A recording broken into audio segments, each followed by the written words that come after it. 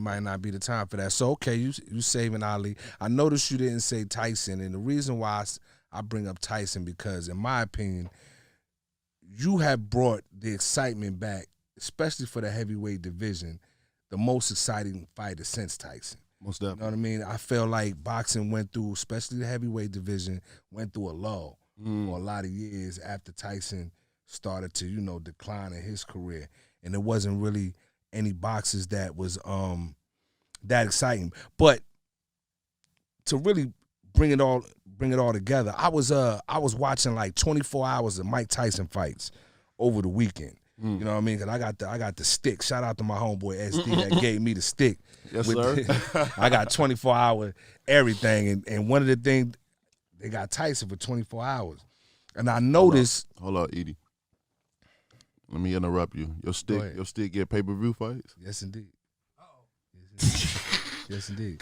But this is on God, on everything I love, because I really support and boxing. I haven't watched a free fight yet. And I would never watch a free fight of yours. Actually, I would rather be there in the crowd. My man. I want to be there in the crowd with you and supporting. You know what I mean? I was talking about Tyson and how much excitement he brought to the game and how you have rekindled that fire in the heavyweight division. And I told you I was watching these old Tyson fights. And I noticed Mike struggled with taller fighters with puncher power.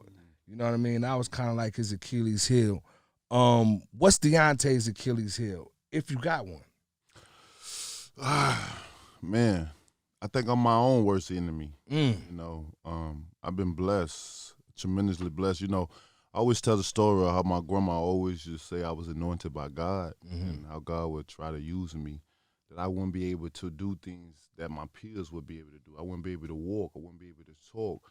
My understanding would be different. My acknowledgement of this world, my outlook on life will be different. And, the old folks know, and she was a very spiritual woman. This woman always wore white to represent purity. She was truly a woman of God. She always tried to prepare me. I get to fight and stuff like that. Baby, you can't do that. God gonna use you one day. He wanna use you. You're special. Wow. I've always heard I was special.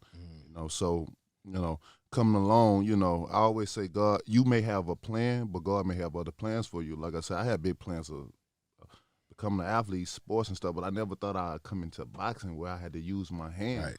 That real grind, real work, that real dedication to providing. Like I said, I risk my life for others' entertainment to provide for my family.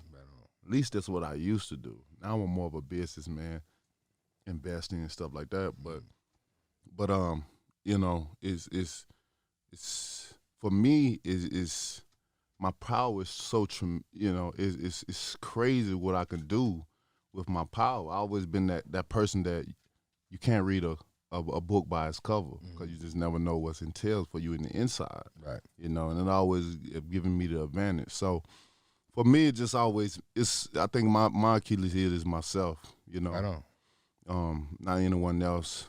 It's when I'm focused and I apply things to it, and because much is given, much is required. Yeah. I'm an the head. I'm an empath as well, so I take up on a lot of different challenges, a lot of different things attacks me, every day that I have to be able to stay physically and spiritually protected, which I am. So, with all that combined together, it's a lot, but it's something that I'm able to maintain and equal out. I'm a true Libra, a life path #1, so I'm meant for the job, So for me, I think that's truly, with the talent and the beings that's around me and what I'm blessed to be able to do, I'm my own, own worst.